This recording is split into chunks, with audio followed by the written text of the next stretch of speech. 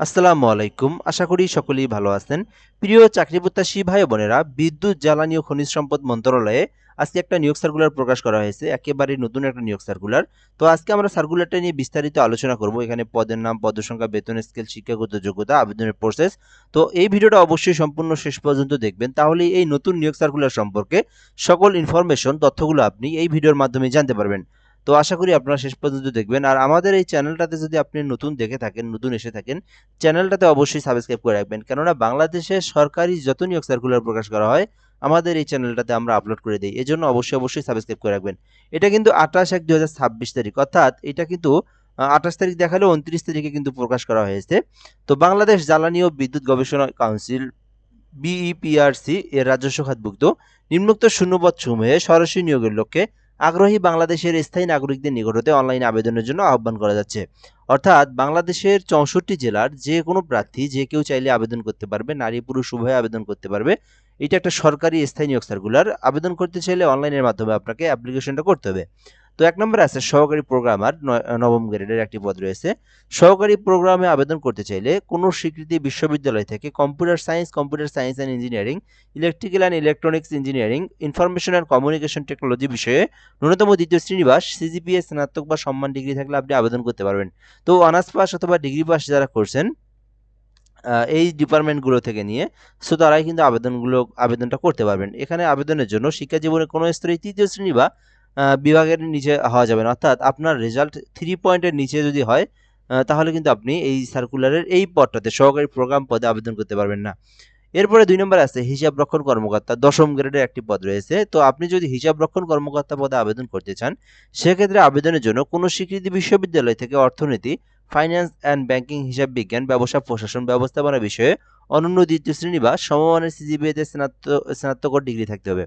অর্থাৎ হিসাব রক্ষণ কর্মকর্তা পদে আবেদন করতে চাইলে আপনাদেরকে অনার্স অথবা ডিগ্রিতে অর্থনীতি অথবা ফাইন্যান্স অ্যান্ড ব্যাংকিং অথবা হিসাব বিজ্ঞান, ব্যবসা প্রশাসন, ব্যবস্থাপনা বিষয়ে এই সাবজেক্টগুলো নিয়ে, অর্থাৎ এক কথায় ব্যবসার শাখা নিয়ে যে সাবজেক্টগুলো, এগুলো নিয়ে যদি আপনারা অনার্স বা ডিগ্রি করে থাকেন তাহলে কিন্তু আপনি আবেদন করতে পারবেন।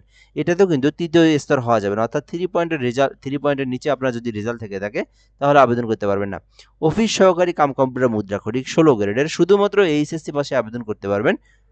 সরি, এটা হচ্ছে আপনার অনার্স অথবা ডিগ্রি লাগবে। কোনো স্বীকৃতি বিশ্ববিদ্যালয় হইতে অনন্য দ্বিতীয় শ্রেণী বা সমমানের সিজিপিএতে অনার্স অথবা ডিগ্রি।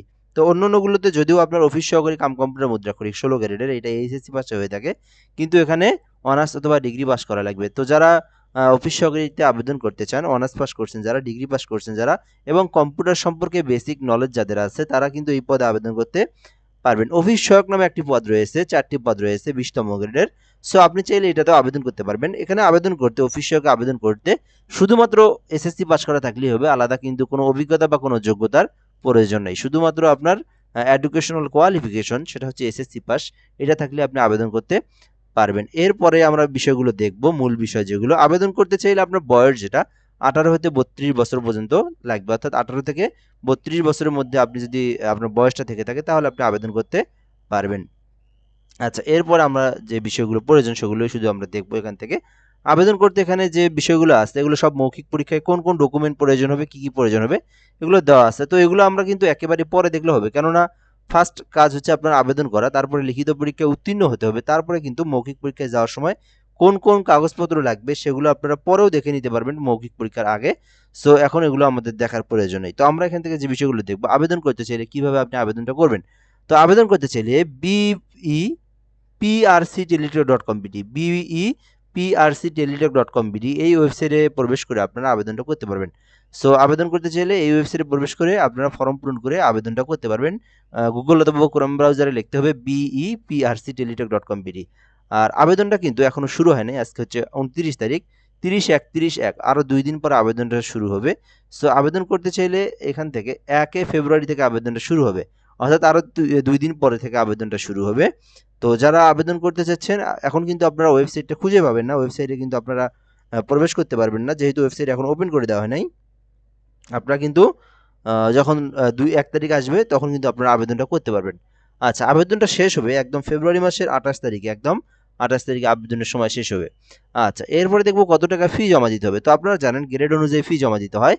তো ১ হতে ২ নং ক্রমিক পদের মধ্যে আবেদন করতে চাইলে আপনাকে ফি গুনতে হবে ২২৩ টাকা এবং ৩ নং ক্রমিক পদে আবেদন করতে চাইলে ১১২ টাকা এবং ২০তম গ্রেডের যেটা দেখলেন সর্বশেষ যেটা অফিস সহায়ক ওইটাতে আবেদন করতে চাইলে ৫৬ টাকা আপনাদেরকে ফি জমা দিয়ে অ্যাপ্লিকেশনের ফর্মটা পূরণ আপনার অ্যাপ্লিকেশন ফিটা জমা দিতে হবে। কিভাবে ফি জমা দিবেন এটাও দেওয়া আছে এখানে।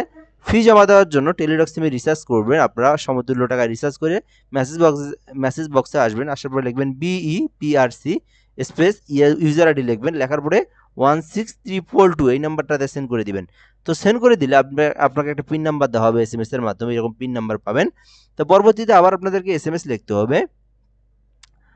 পরবর্তীতে আরেকটা এসএমএস লিখতে হবে আপনাদেরকে এখানে, সেটা হচ্ছে দ্বিতীয় এসএমএস দেওয়া আছে BEPRC স্পেস ইএস লিখতে হবে, লেখার পরে পিন নাম্বার দিতে হবে। তারপরে আপনাদেরকে সেন্ড করতে হবে 16322 এই নাম্বারে সেন্ড করে দিলে আপনার আবেদনের টাকাটাও কেটে নিবে এবং আপনার অ্যাপ্লিকেশনটাও সাকসেসফুলি হয়ে যাবে। আশা করি আপনারা বুঝতে পেরেছেন। এই পদ্ধতিতে আপনার আবেদনটা কিন্তু করতে হবে। তো মোটামুটি অনেক বড় একটা সার্কুলার, বড় না ছোট না মাঝারি একটা সার্কুলার। এই সার্কুলারটা দেখতে পারেন যারা এখান থেকে এই শিক্ষাগত যোগ্যতা রয়েছে এবং যারা এটাতে আবেদন করতে ইচ্ছুক। তো এ পর্যন্ত এই ভিডিওটা। ধন্যবাদ, ভালো থাকবেন। অবশ্যই আমাদের চ্যানেলটাতে সাবস্ক্রাইব করে আমাদের সঙ্গে যুক্ত থাকবেন। আসসালামু আলাইকুম।